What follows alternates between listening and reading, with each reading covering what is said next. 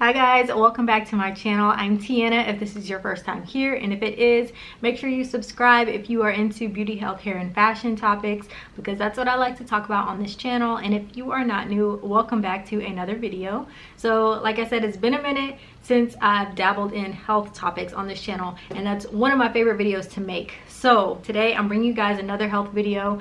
This is a stool test that I had done. So I'm looking at it right now, and I took the stool test on January 28th, and I didn't receive my results back until February 8th. So it took about a week and a half to get my results back. So I just wanted to share with you my results. You guys are about to know me inside and out at this point, y'all. So I wanted to share with you my results and also the notes from my naturopath, just to give you guys like a breakdown of the meanings on everything. But yeah, so if you guys are interested in seeing that, make sure you guys stay tuned.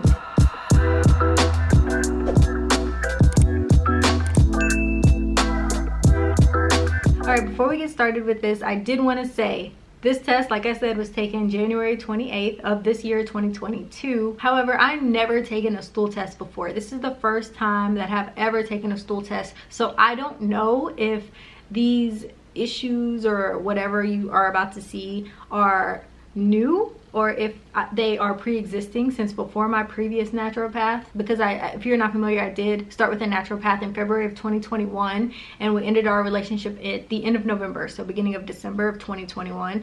So we were together for about 10 months or so. But now I'm working with a new naturopath as of March 2nd. She had me do a food sensitivity blood test, and if you haven't seen that video, I will link it for you right here. And then she also had me do the stool test to see how my gut is operating, what's going on inside of me. So being that this is my first test, like I said, I don't know if these are new issues that came about or if I've had them for a while. And contrarily, I don't know if I've had more issues before and I've got rid of them. So there's no telling. But I do know that I will retake this test in about 3 to 4 months or so, and I'll report back any improvements, keeping my fingers crossed that there's improvements. But any result that I have, I will definitely come back and share with you guys, because I'm trying to tackle each of these problems with supplements. And if you guys are interested in that video, let me know, because I will make that video at a later time if you guys want me to share what I'm taking. But for this video, we are talking about my stool test results and basically what it means. So yeah, I just wanted to make it clear that I don't know if this is progress from before. I don't know if these are new issues.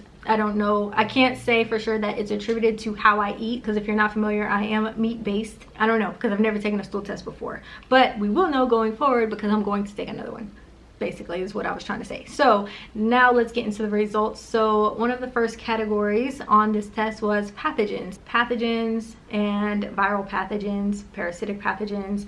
And as you can see, all of them said it was below or less than detectable levels. So I do not have any pathogens, which is great. So I'm very happy about that. But as I continue to scroll, I do see that I have H. pylori, and that was new to me. I did not even know I had H. pylori, and it seems that about 50% of the population has H. pylori. A lot of people may know they have it, and a lot of people may not know they have it. But I do have notes from my naturopath that I wanted to share with you guys. So she said this is a bacteria that can infect the stomach. She said it can lower stomach acid levels. We need strong stomach acid to break down our protein and protect us against pathogens. It doesn't always cause symptoms for everyone, but it can cause nausea, bloating, burping, abdominal pains, and ulcers. I don't have any of those really. Maybe bloating. Outside of that, I don't have any real pain associated with it, so I'm fortunate. However, I do have H. pylori. That was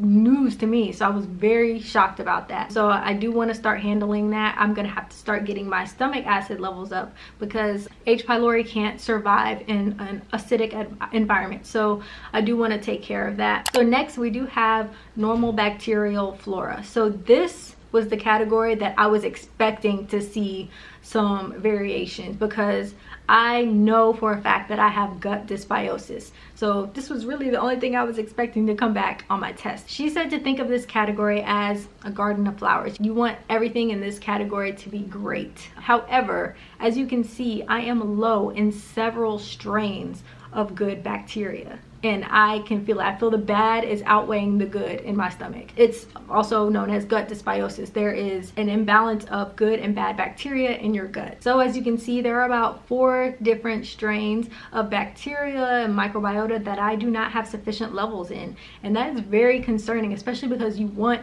your army of bacteria to help defend you against parasites, pathogens, anything. That's something that I really need to work on. Moving on, we do have the opportunistic bacteria. So these are the bad guys essentially. We can see that I do have some that are kind of out of range, higher than what they should be. So definitely going to have to take care of that.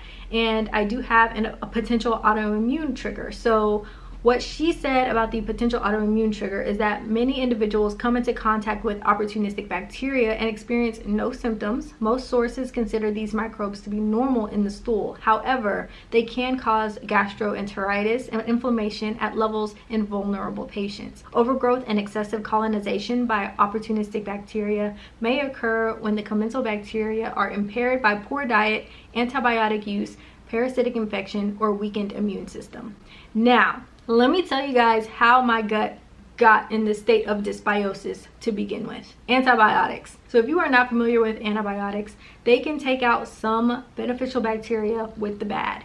And if you take a lot of them, you can create a state of dysbiosis within your gut. So there's something you want to be careful with, but as for me and my body, this is exactly how I got in the state that I'm in now. But I do believe anything your body gets into, it can get itself out of. Moving on, we do have fungi, yeast, but I do have Candida despite this saying below detectable levels. And I've talked about this previously on my channel before. I believe I have a video of the Candida diet, so I'll post that up here for you guys. But my naturopath let me know that Candida doesn't typically show up in stool tests, so we're still addressing it despite this not reporting on the test. Moving on, we have viruses. So I don't have any viruses. They were below detectable levels. We're moving on to the next category, and it's parasites. And this is alarming for me. Like, I didn't think I had any parasites. Like, are you serious? Like, I've been really working on my gut for the past year, so I was surprised to see that I had a parasite. But this particular parasite, she said, is pretty common. A lot of people have it, and similar to H. pylori, this parasite can't live in an acidic environment. So I am taking a supplement to help with the stomach acid production. The next category is worms, and y'all, if anything showed up on this section, I would have fell out of my chair. But thankfully it says none detected, and she says she's never had a patient that came back with worms. So I mean, that's good. That's great to know. But that probably would have did something to me, y'all. So I'm very thankful about that. So moving on to the last section of this test, we have intestinal health. So looking at this, it looks like my pancreas is doing amazing at breaking down sugars. However, under GI markers and immune response, we do have some activity there. Essentially, this is gluten related. So this is terrible. When I say terrible, this is probably the worst out of everything on this test. This is really bad. I really need to stay away from gluten. At this point, I probably shouldn't even look at gluten because I cannot break it down. And I've had a distended stomach before from eating a lot of gluten, and it is painful. I didn't even know I was gluten intolerant, but it absolutely makes sense. So she gave me some notes on the glucuronidase, and let's see what she said. So she said high levels can indicate unfavorable metabolic changes in the colon. She said it may indicate dysbiosis interference with phase 2 detoxification involving glucuronidation. This can cause a recycle in hormones like estrogen and environmental toxins in the gut. If you aren't familiar, there are 2 phases of detoxification. It's important to excrete those toxins, and it seems like I'm having an issue with doing that. So my body is just recycling it. It's staying inside of me and wreaking havoc on my intestines. I can feel it. That's all I can say. I can feel it. As far as the secretory IgA and anti-gliadin, it's an elevated immune response. She said my gut is on high alert and has sent out all the troops, basically, essentially ready for war, ready to fight. So we need to do everything that we can to calm it down. So she said staying away from gluten is extremely important for me. So that's what I'm going to be doing.